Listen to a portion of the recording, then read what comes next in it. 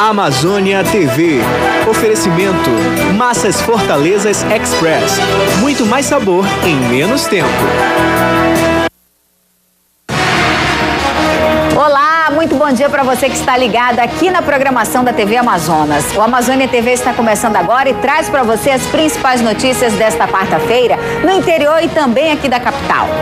Foragido do Compadre é acusado de assaltar e matar um empresário, dono de uma joalheria no centro de Manaus.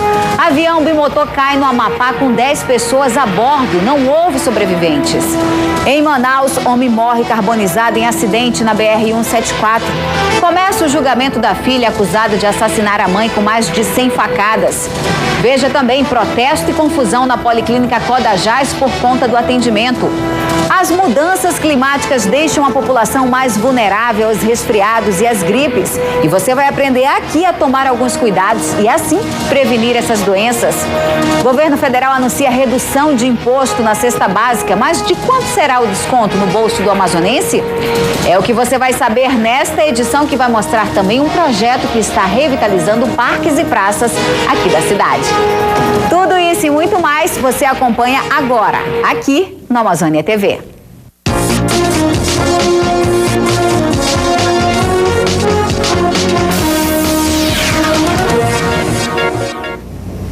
Durante toda esta semana, nós estamos divulgando aqui no Amazônia TV as fotos do foragido do Compadre. E ontem um empresário foi morto e o suspeito é um dos foragidos. Nós vamos ao vivo com o repórter Rubens Medeiros, que tem mais informações sobre esse assunto. Bom dia, Rubens. Olá, Liliane, bom dia a todos. Pois é, desta vez a vítima foi o empresário Marcelo Chaves, de 44 anos, dono de uma joalheria na região central de Manaus. Durante a tarde de ontem, 2 homens armados entraram na joalheria e anunciaram o assalto. Só que a vítima reagiu. Marcelo entrou em luta corporal com os acusados e acabou recebendo um disparo de arma de fogo na cabeça. Ele ainda foi socorrido com vida para o Hospital 28 de Agosto, depois transferido para o João Lúcio, mas infelizmente não resistiu aos ferimentos. De acordo com a polícia, os funcionários, as informações que foram repassadas pela polícia à nossa equipe, os funcionários reconheceram o autor do disparo como sendo Dione da Silva Souza. Nós temos imagem do Dione, ele é um dos 42 foragidos que fugiram por um túnel do Compadre, localizado no quilômetro 8 da BR-174, no último dia 2, aquela fuga em massa. De acordo com o delegado Orlando Amaral, a ação foi gravada por câmeras de segurança. As imagens serão analisadas por investigadores. A Polícia Civil informou ainda que os suspeitos continuam foragidos, até agora ninguém foi preso, e o caso está sendo investigado pelo 24º Distrito Integrado de Polícia. Qualquer informação, diz que denúncia 181, ligação sigilosa, tanto para o Dione, quanto para os demais foragidos do Compadre, ou também o 190. Lili. Obrigada, Rubens, pelas informações. Inclusive, a gente vai mostrar ainda hoje mais fotos desses foragidos que ainda continuam. E, Rubens, você ainda vai voltar nesta edição, mas tem notícia boa, não é isso? Tem sim. Mudar um pouquinho de assunto, a gente vai falar sobre o boi azul e branco. Daqui a pouquinho tem uma entrevista muito boa com a Cunhamporanga do Caprichoso. Eu volto já já. Tá certo. Obrigada, viu, Rubens? Um homem morreu carbonizado em um acidente de trânsito na madrugada desta quarta-feira. De acordo com informações da Polícia Militar, William Arruda vinha em alta velocidade pela BR-174 quando perdeu o controle do veículo, atingindo a sarjeta da via. O carro caiu em um barranco e explodiu. Tati Kathleen de Mello, que acompanhava o rapaz, foi jogada para fora do veículo e teve ferimentos leves. O homem ficou preso nas ferragens e não conseguiu sair antes da explosão, morrendo no local. Na tarde desta terça-feira, 3 homens trocaram tiros com a polícia após assaltar uma residência no bairro Petrópolis, na zona sul de Manaus. 2 bandidos foram recapturados e um continua foragido. Na fuga, os assaltantes que roubaram um carro foram interceptados próximo à ponte do São Jorge. De acordo com a Polícia Militar, os 3 pularam no Igarapé. Um deles levou um tiro na mão e foi preso. O segundo acabou se entregando. Eles foram encaminhados ao 3º DIP. O outro assaltante se escondeu na mata. A Polícia Militar fez buscas por algumas ruas do bairro São Jorge que dão acesso à margem do Igarapé.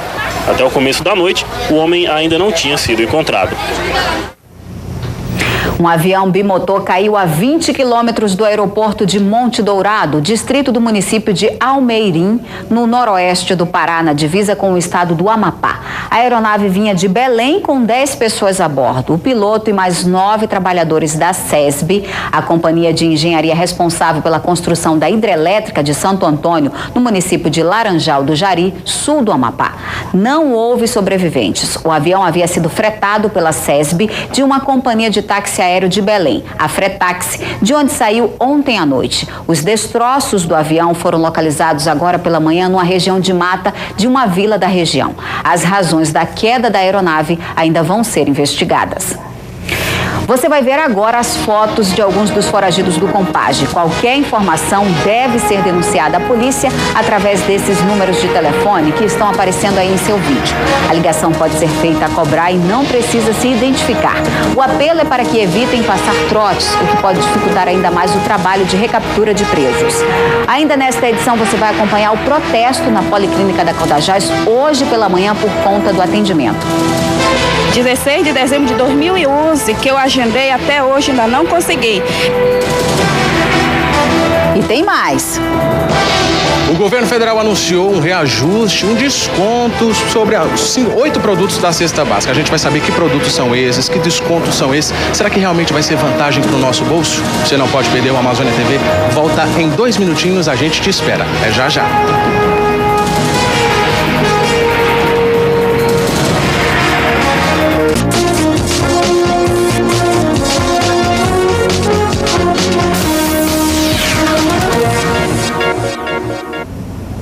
O governo federal anunciou a redução de impostos sobre 8 produtos da cesta básica. Outra novidade é que 3 itens de higiene pessoal agora fazem parte da cesta. Mas qual o desconto real que será repassado para o bolso do amazonense? Carnes, café, óleo, manteiga, açúcar, papel higiênico, creme dental e sabonete. Esses itens devem ficar, em média, 9,25% mais baratos. A redução dos impostos federais, anunciada pela presidente Dilma Rousseff, já deveria ser vista nas prateleiras. Mas é só uma questão de tempo, segundo o economista. A medida provisória que estabelece essa redução, essa desoneração sobre os itens da cesta básica foi anunciada, mas só tem efeito após sua publicação. E isso está fazendo com que demore a redução dos preços na prateleira. É uma questão de tempo, mas vai acontecer. Para a dona de casa, mudanças que são muito bem-vindas. Agora a gente está esperançosa que realmente essa política se efetive e que a gente consiga sentir a diferença no dia a dia na hora de fazer as compras. O anúncio diz respeito ao IPI, Imposto sobre Produtos Industrializados, PIS e COFINS. Mas a indústria de alimentos acredita que a redução não deva ultrapassar 6%. Esse índice de 6% foi anunciado pelos representantes dos supermercadistas. Tiveram uma reunião com o Guido Mantega e a equipe econômica e informaram que essa redução não atingiria porque muitas empresas estão no regime de tributação do lucro presumido, onde a alíquota de PIS/COFINS é de 3,65%. O valor anunciado de 9,25% de alíquota, isso é para o lucro real. Então, eles acreditam, como a maioria dos supermercadistas está no regime de tributação do lucro presumido, que não atinja esses 9,25% e chegue a um teto máximo de 6%. A farinha não reduziu, pelo contrário. Especialistas acreditam que o preço suba ainda mais. Não temos um insumo principal para fabricar a farinha. Então, se houver uma quebra na safra, nós temos o aumento. Isso aí é natural com esses produtos. Infelizmente, nós chegamos num valor muito elevado para a farinha, né? Nós encontramos farinha a R$8. Com a redução desses impostos, o governo federal vai deixar de arrecadar somente neste ano mais de 5,5 bilhões de reais. E vai dar para sentir esse desconto no bolso, principalmente em 2 produtos que a partir de agora integram a cesta básica. É o creme dental e o sabonete. É que essas alíquotas desses 2 produtos vão ser zeradas. Uma economia aí de mais de 12,5%. A gente, como dona de casa, espera também que, quem sabe, não entre o sabão em pó, que é um item que também fica muito pesado no nosso orçamento. Muitos motoristas, ao serem pegos em uma infração, tendem a desacatar os agentes de trânsito. Para inibir este tipo de reação, o Detran Amazonas se inspira na polícia americana e passa a utilizar câmeras portáteis para registrar as ocorrências. 22 câmeras portáteis de 5 centímetros como esta já estão sendo usadas pelos agentes de trânsito desde o último sábado nas operações do Detran Amazonas. O equipamento, acoplado ao colete, registra até 5 horas de gravação. Para os agentes, a meta é inibir reações inesperadas de motoristas como desacatos. E as gravações também podem ser usadas como provas. Lembrando que com a nova lei seca, imagens podem ser usadas para comprovar se o motorista está embriagado. E com isso, terá uma segurança para o nosso agente e para a pessoa que está sendo abordada. Porque quando a gente chegar, olha, nossa conversa está sendo gravada, e aí que eu olho abordar, isso assim, fazer o teste de bafômetro, mas tudo gravado.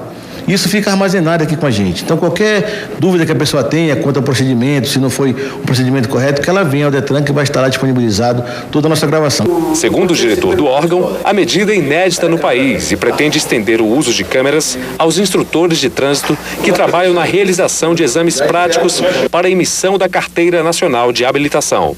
Porque a gente ouve muita conversa dali, que o fulano fez isso, ou que o fulano me pediu isso, e isso não é correto, isso não é justo. As pessoas têm que ser lá ser tratadas com a maior cautela possível, ser tratadas com respeito, e é isso que a gente quer. Alunos e professores da Escola Estadual Nossa Senhora da Assunção, no município de São Paulo de Olivença, a 985 quilômetros de Manaus, pedem ajuda para a SEDUC para a construção de uma nova quadra na escola. A única quadra da escola Nossa Senhora da Assunção está interditada. A cobertura está parcialmente comprometida. Os zincos foram arrancados pelos ventos. A estrutura de ferro está enferrujada. A quadra foi interditada no dia 21 de abril de 2011, após uma das arquibancadas desmoronar. De lá para cá, vários relatórios foram encaminhados pela direção, pais e alunos da escola para a SEDUC, mas nenhuma reforma foi executada. Segundo a Associação de Pais, Mestres e Comunitários da escola, 1.280 alunos estão prejudicados. Já foram feitos relatórios, já foram enviados para Manaus, e a gente espera que alguém tome alguma decisão, porque o prejuízo é muito grande, não só para a escola, mas sim para a comunidade. As aulas práticas de educação física são feitas em uma área improvisada ao lado da escola. Para não ficar sem nenhuma atividade esportiva, esta turma do terceiro ano do ensino médio trocou os jogos de futsal e vôlei pela brincadeira da queimada. E a gente está enfrentando muitas dificuldades por isso. E nós esperamos que isso mude até o final do ano. E também tem a nossa formatura, que nós queremos que fosse na quadra da escola.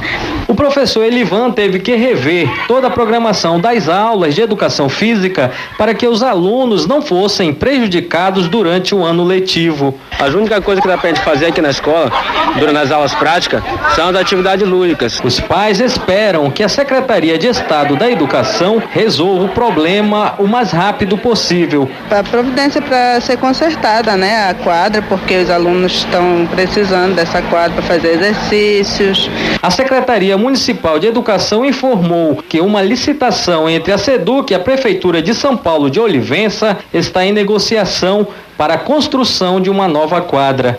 E esperamos brevemente o resultado dessa licitação para que haja a construção dessa nova quadra, que é o anseio de todo o povo paulivense. Já o coordenador da SEDUC no município disse que o órgão tem conhecimento do problema na escola e que está agilizando o processo licitatório para começar o mais rápido possível as obras. A ordem que nós temos é aguardar para que eles possam tomar as providências necessárias e, com certeza, voltar às atividades normais de educação física e atender o povo com os eventos que aconteciam aqui nessa quadra. Enquanto as obras não começam, os alunos se viram na quadra improvisada.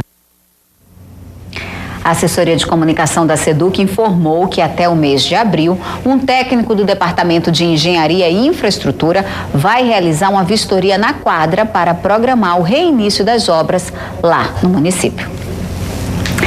E nós vamos voltar a conversar ao vivo com o repórter Rubens Medeiros e agora para falar de boi. Então, Rubens, vamos brincar de boi? Vamos brincar sim, Lili. Muito bom dia para você que acabou de ligar a TV. Seja muito bem-vindo ao Amazônia TV. Muito obrigado pela sua audiência, Lili. Depois de um regime de 12 anos, o Vamos Brincar de Boi está de volta. Todo mundo de casa convidado. Sábado agora, a partir das 10 horas da noite. Ingresso baratinho, R$20, perdão, a partir das 10 da noite aqui no Estúdio 5. E uma das atrações, a Cunhaporanga Maria Azedo, que de azeda não tem nada, pelo contrário é um doce, belíssima. Seja muito bem-vindo ao Amazônia TV. Maria, boa tarde. Esse sonho é desde a infância, ser Cunhaporanga. Agora você que é apaixonada pelo Caprichoso, realizar isso. Como é que é isso? É verdade. Obrigada pelo espaço, mais uma vez a Rede Amazônica, né, com essa parceria maravilhosa com o Boi Caprichoso. E eu só tenho a agradecer a toda a diretoria do Boi Caprichoso. É um sonho realizado, sim, não é clichê. Eu falo e repito e vou falar sempre que foi um sonho realizado. 6 anos como Cunhaporanga e graças a Deus muitas vitórias para o meu boi. E esse ano estamos aí em busca de mais um título. Vamos resgatar o que há 12 anos atrás fez muito sucesso, que é o Vamos Brincar de Boi, que, como você falou, vai ser sábado aqui no Estúdio 5, a partir das 22 horas, com as atrações, todos os itens oficiais do Boi Caprichoso. E uma parte da estrutura vai vir de Parintins. Nós queremos fazer um mega evento realmente para toda a nação azul e branca e para a nação contrária também. Tava com saudade?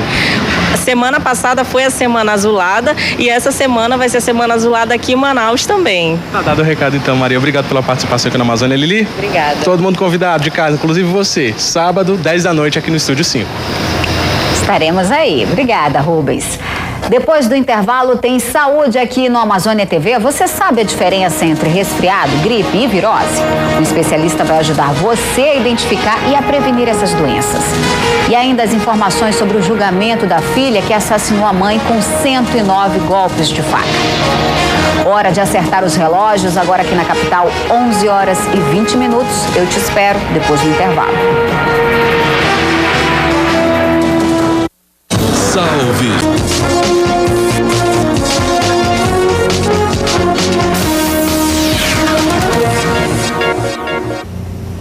Começou agora pela manhã o julgamento da filha acusada de assassinar a mãe com mais de 100 facadas. O crime foi em junho do ano passado e chocou a cidade pela brutalidade.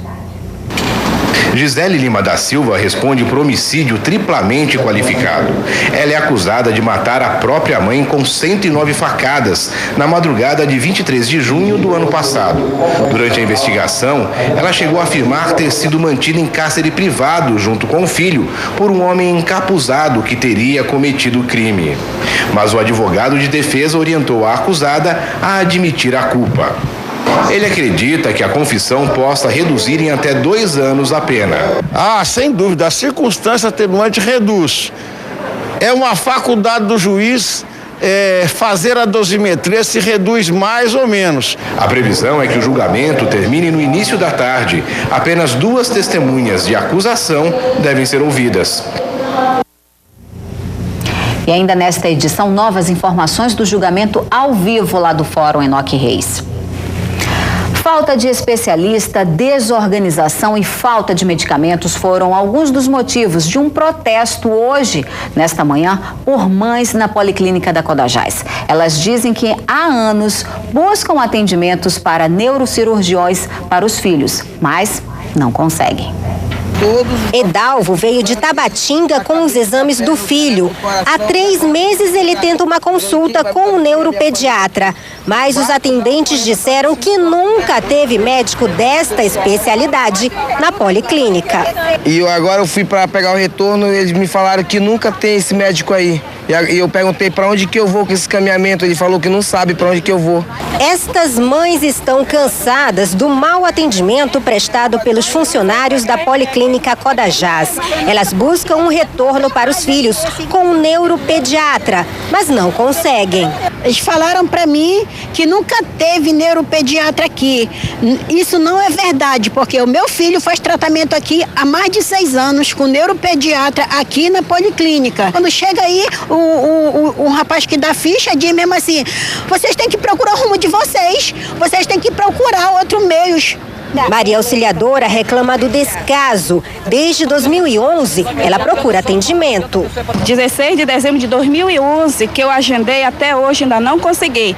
Segundo informações de funcionários que não puderam gravar entrevista, a situação é crítica na Policlínica Codajás. Médicos estão de férias e não há substitutos, prontuários desorganizados e falta até copo descartável para beber água. O diretor da Policlínica reconhece o problema. Ele diz que faltam médicos desta especialidade em todo o estado. Foi feito um processo seletivo, mas não houve procura por parte dos médicos. Nós atendíamos aqui na Policlínica Codajás em 2 turnos, através de uma médica que, infelizmente, por questões de saúde, teve que se afastar, e por conta disso, nós deixamos de oferecer a especialidade. Conversamos com um profissional do nosso quadro, que é neurologista contratado como neurologista, não é como neuropediatra, e o mesmo se dispôs a atender a um quantitativo semanal. Só que esse quantitativo semanal, ele é insuficiente para suprir essa demanda que era atendida pela doutora Josefine. Infelizmente, no estado, existem poucos especialistas nessa área, e os que existem não procuram serviço público. Então, há uma carência muito grande, né? O próprio governo do estado já realizou processos seletivos, né? Inclusive com salários bastante atrativos, mas infelizmente nós não conseguimos, o estado não conseguiu suprir ainda, e nós esperamos fazer isso com o concurso público que está por vir. A Secretaria de Estado da Saúde informou que está tentando ampliar a oferta de atendimento na especialidade de neuropediatria, o que não tem sido possível em decorrência da falta de profissionais. Com relação ao atendimento na Policlínica Codajás, a Secretaria disse que cada médico atende 16 pacientes ao dia, mediante marcação da consulta e ordem de chegada. No inverno amazônico, as mudanças climáticas bruscas deixam a população mais vulnerável a gripes e aos resfriados. É necessário se prevenir para não ficar doente. Com o início do período de chuvas e as mudanças rápidas de temperatura, aumentam nos hospitais da cidade os casos de viroses. E são as crianças e os idosos que fazem parte do grupo mais suscetível a contrair gripes e resfriados por causa de imunidade em formação ou em declínio. A dona de casa Valdenice teve que levar a filha de apenas 5 meses, que está gripada pela 2ª vez nesta semana, à UBS Leonor de Freitas, no bairro Coroado. Porque à noite ela tosse demais e tive que ir pra cá mesmo, né, pra consulta, porque não esperar gravar não, né? Esta médica explica as diferenças entre um resfriado e uma gripe. No resfriado, a gente tem mais coriza, que é o nariz que escorre, tosse seca, geralmente quando dá febre é uma febre baixa. A gripe já é um quadro um pouco mais intenso, dor no corpo, dor de cabeça, febre alta, a coriza, a congestão nasal é mais forte e a pessoa fica com estado geral mais debilitado, fica mais cansado. E as pessoas devem ter cuidado também na hora de diferenciar uma gripe de uma dengue. Afinal, os sintomas são muito parecidos e porque o paciente com dengue não pode tomar alguns tipos de medicamentos. De modo geral, hoje em dia a gente já indica que as pessoas, quando tem febre ou dor, não façam uso de medicação que tem ácido acetilsalicílico, tá? Porque como são doenças, como é uma medicação que vai afetar a contagem de plaquetas e as doenças são inespecíficas, têm sintomas gerais, então de preferência se usar paracetamol ou dipirona, já evitar medicamentos com ácido acetilsalicílico. E para não ficar doente de um dia para o outro, alguns cuidados básicos podem ajudar na prevenção. O principal, então, seria lavagem das mãos, tá? Evitar locais aglomerados, como shopping, supermercado, igreja com muita gente, evitar levar crianças para esses locais, tá? E a ingesta de líquidos, muito líquido, água, suco, frutas, principalmente os ricos em vitamina C, tá? E a ingesta de vitamina C, tá bom? Também auxiliam na prevenção e na recuperação. A Secretaria Estadual de Saúde informou que uma paciente morreu nesta segunda-feira com suspeita de dengue hemorrágica. A Fundação de Vigilância em Saúde investiga o caso. A paciente de 75 anos estava internada em uma UTI do pronto-socorro 28 de agosto. Ela apresentou o quadro de hipertensão arterial descontrolada, insuficiência renal aguda e sangramento. Sofreu uma parada cardiorrespiratória e acabou morrendo. E sobre esses assuntos de dengue, gripe, resfriados e até mesmo viroses, que geralmente costumam aparecer neste período chuvoso, nós vamos conversar agora com o clínico geral Rodrigo de Souza. Bom dia. Bom dia, Lili. Bem, como nós temos visto, né, nesse período de chuva, principalmente, pelo aglomerado de pessoas, como foi bem dito no vídeo, as pessoas como tendem a se juntar para se proteger das chuvas, acaba favorecendo a disseminação do vírus, tá? E a virose, o que é a virose? A virose em si, ela não é uma doença específica, né? A virose, ela engloba um conjunto de doenças causadas por vírus. Nelas, nós temos a dengue, a própria dengue é uma virose. Nós temos a gripe, o resfriado. Então, a virose a gente usa como um termo geral, onde abrange todas essas doenças. Muitas das vezes o paciente, quando vai no pronto-socorro, ele até acha que quando sai de lá com diagnóstico de virose é porque o médico não soube muito bem elaborar o diagnóstico. Isso, diagnosticar. Mas não é o caso, é porque tanto as doenças virais como as bacterianas, nos seus primeiros dias os sintomas são muito semelhantes. Então, aparece febre, uma tosse, pode aparecer um mal-estar, a pessoa fica indisposta, tem uma perda do apetite, e isso confunde. A gente, no início, logo nos 2 primeiros dias, não tem como dar um diagnóstico correto e definitivo. Então, acaba que nós falamos que é uma virose. E por isso que é muito importante que esse paciente seja orientado a retornar, caso ele observe uma mudança desses sintomas, né, um aumento da gravidade desses sintomas, ou então que não venha melhorar. Porque a virose, por si só, ela é autolimitada. Ela é uma doença benigna que dura em torno de 7 dias, a febre. Então, se passou esses 7 dias e você observou que não melhorou, continua a febre persistente, continua com uma tosse, uma dor no peito, então nós recomendamos que volte à unidade, ao posto de saúde e procure um atendimento médico. Tá? E o que a gente observa mais agora é que essas doenças, elas costumam ser mais frequentes nesta época em crianças e idosos. Sim, as crianças, porque como são recém-nascidas, nasceram há pouco tempo, né, tem muito pouco tempo de vida, o seu sistema imune, né, a sua defesa do organismo ainda está em formação. Então, elas ficam mais suscetíveis a esse tipo de doença, de realmente adquirir uma virose, uma doença viral. E os idosos já é o outro extremo. Pela idade, por já estar envelhecendo, o organismo ele começa a perder aquela capacidade que ele tinha de se defender quando era jovem. Então, são 2 grupos extremos, tanto as crianças quanto os idosos, que podem ficar doentes. Tá? E dentro desse grupo, é importante, principalmente as crianças, porque, diferente do adulto e do idoso, a criança ela não sabe expressar o que ela sente. Então, como é que nós podemos perceber, né, para nos orientar a se devemos buscar um atendimento para esse bebê? Bom, as crianças, de uma forma geral, um dos primeiros sintomas, elas ficam chorosas, ficam mais enjoadas, perdem o apetite e não aceitam mais o peito da mãe, o seio ou também a mamadeira. Elas recusam. E começa a aparecer uma coriza, uma tossezinha, uma febre. Isso já são sinais que devem fazer com que essa mãe ou esse pai procure o posto de saúde para realmente ter uma avaliação médica desse paciente, dessa criança. Doutor, uma telespectadora, ela ligou pra gente e ela quer saber o seguinte: passado assim essa semana, 7 dias que o senhor falou, que é um período ideal para você ficar em observação sobre os sintomas. Se começar a aparecer aquelas pintinhas vermelhas, o que pode ser isso? Sim, olha só.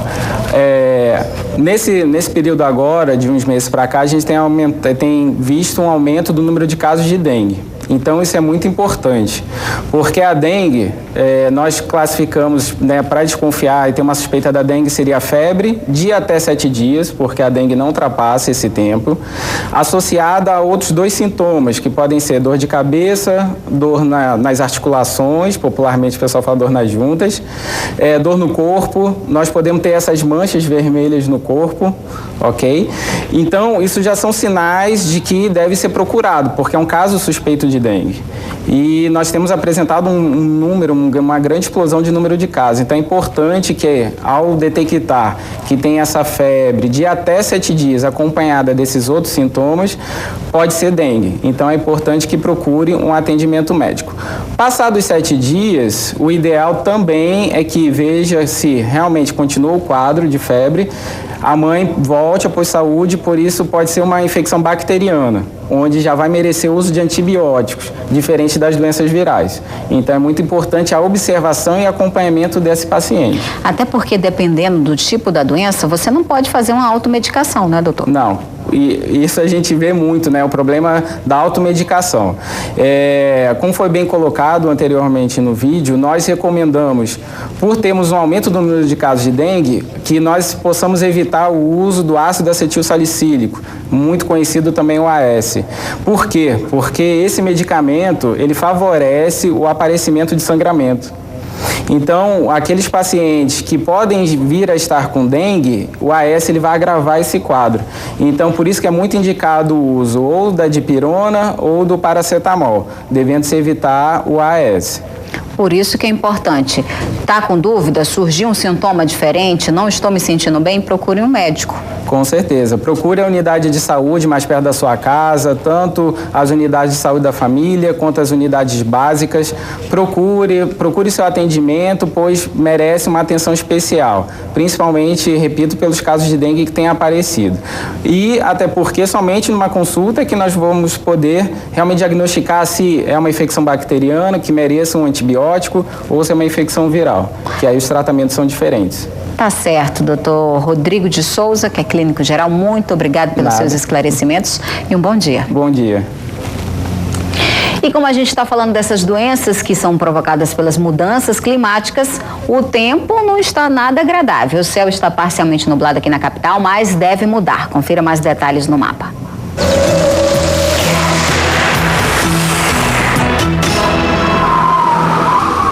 Nesta quarta-feira, as chuvas se concentram no sudoeste do estado do Amazonas, próximo à divisa com o Acre. Também deve ocorrer chuvas isoladas entre o norte do Mato Grosso e o sul do Pará. Nas demais áreas do mapa, céu parcialmente nublado e sem chuva. Confira agora as temperaturas. Mínima de 23 em Rio Branco e de 24 em Manaus. Máxima de 34 em Boa Vista e em Porto Velho. A produção audiovisual no Amazonas está em alta. Hoje tem lançamento de 3 curtas-metragens de cineastas do cenário amazonense, que serão exibidos filmes de Júnior Rodrigues e ainda de Diego Nogueira, vencedor do melhor roteiro de curta-metragem ficção no 9º Amazonas Film Festival. Um dos curtas é O Perigo, uma trama de suspense que conta o drama de uma estudante que começa a receber várias mensagens pelo celular de um estranho que passa a ameaçá-la de morte. Perigo foi dirigido e produzido pelo estreante carioca Douglas Oliveira, que mora em Manaus há mais de 10 anos. A mostra começa às 7 da noite no Instituto Federal de Educação, Ciência e Tecnologia do Amazonas, que fica no centro de Manaus, e a entrada é gratuita.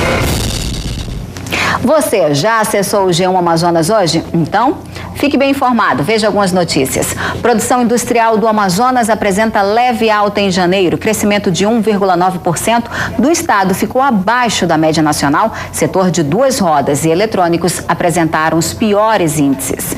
A SMTU apreende 9 veículos de transporte escolar em Manaus. A ação foi nas zonas leste e norte da capital. Quer saber mais? Acesse a nossa página no G1 Amazonas. E você vai ver agora as fotos de alguns dos foragidos do Compage. Qualquer informação, denuncie a polícia através desses números de telefone que estão aparecendo aí em seu vídeo. A ligação pode ser feita a cobrar e não precisa se identificar. O apelo é para que evitem passar trotes, o que pode dificultar ainda mais o trabalho de recaptura de presos.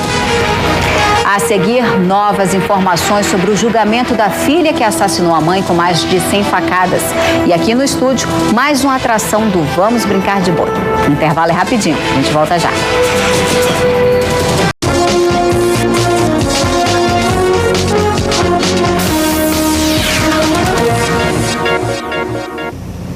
Nós vamos voltar ao vivo com o repórter Vandré Fonseca, que tem mais informações sobre o julgamento da filha que matou a mãe com mais de 100 facadas em junho do ano passado. Vandré. Bom dia, Liliane, bom dia a todos que acompanham o Amazônia TV. O julgamento atrasou um pouco, ele estava previsto para começar às 9 horas da manhã e só começou por volta das 10 horas. Após a leitura da acusação, foram ouvidas então as duas testemunhas. A primeira a ser ouvida foi a filha de Gisele, Luana Cristina Lima Silva. Ela chorou bastante durante o depoimento e confirmou que a mãe é usuária de drogas e também o relacionamento difícil que a mãe tinha com a avó. Na sequência, foi a vez de uma tia de Gisele, irmã da vítima, Maria do Socorro. Foi a Sônia Almeida de Lima, que falou também sobre esse relacionamento difícil entre a irmã dela e a filha e também confirmou que a sobrinha era usuária de drogas e durante difícil entre as duas, mãe e filha, e também que a mãe, a dona Maria do Socorro, que foi a vítima desse assassinato, ela se tornou violenta após a separação com o pai de Gisele. A Gisele já foi ouvida também, como era esperado, como foi antecipado pelo advogado de defesa. Ela confessou o crime, ela disse que estava há 4 dias usando drogas e acabou então cometendo este crime. O advogado de defesa espera que com esta confissão a pena fique em torno aí de 16, 18 anos, sendo que a possibilidade poderia ser uma condenação de até mais de 30 anos. A decisão deve sair agora à tarde, após o debate entre o advogado de defesa e a promotoria. Liliane. Obrigada, Vandré, pelas informações. Então, a reportagem completa você acompanha no Jornal do Amazonas. Agora você vai conhecer um plano da Prefeitura que, através da Secretaria Municipal de Meio Ambiente e Sustentabilidade, está revitalizando parques e praças aqui da cidade. O Parque do Mindu está entre os 3 prioritários municipais, tendo em vista a Copa de 2014. Uma série de... Desde o início do ano são desenvolvidas ações de revitalização para a capital, que fazem parte do plano emergencial dos 100 dias. Entre as ações está a reforma de praças e parques municipais. Nós já vimos desde o dia 2 de janeiro fazendo um trabalho de diagnóstico dessas áreas, especificamente aqui no Mindu. Nós já fizemos todo o levantamento da infraestrutura que está precisando ser reformada, do que está precisando ser refeito aqui, especialmente as trilhas, que a gente tem um planejamento de refazer, de reformar. O Parque do Mindu está entre os 3 prioritários que irão receber investimentos para a Copa de 2014. Além de reparos e trocas das placas de sinalização, novas trilhas serão criadas e as que existem serão reabertas.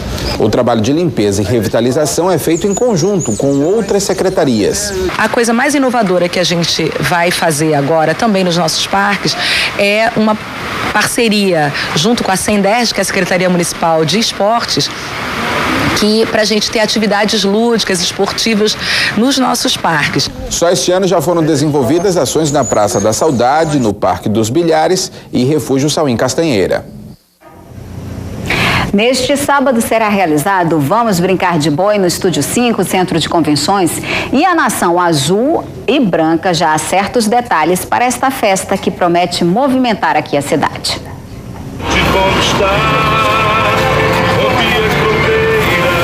Neste clima que a Raça Azul, a torcida oficial do Boi Caprichoso, se prepara para a volta do Vamos Brincar de Boi.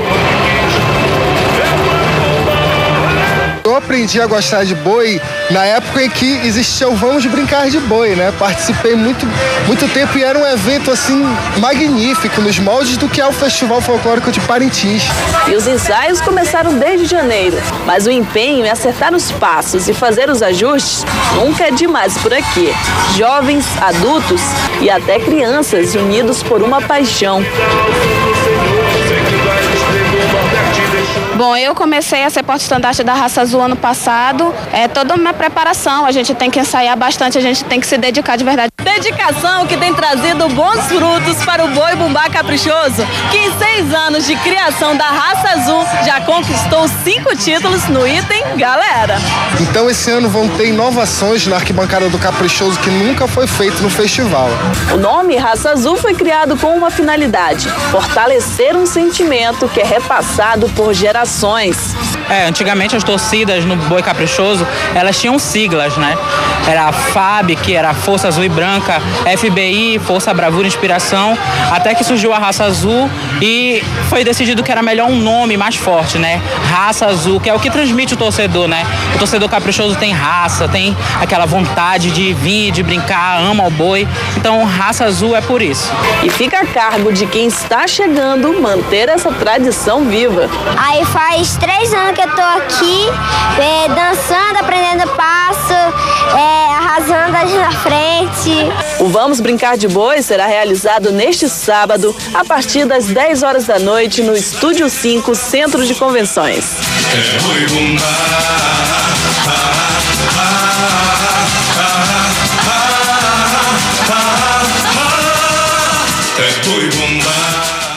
Todo mundo convidado, então.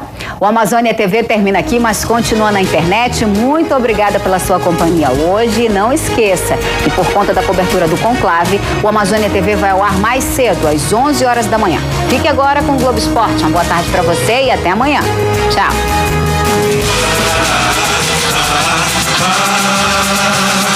Manaus, Parintins, Amazonas, se tem todo mundo vê. A cultura cabocla famosa, nosso orgulho é o boi bumbá, identidade de toda a Amazônia, é boi bumbá. Vale a pena ver de novo O Profeta, hoje depois do vídeo show. Assista agora Globo Esporte.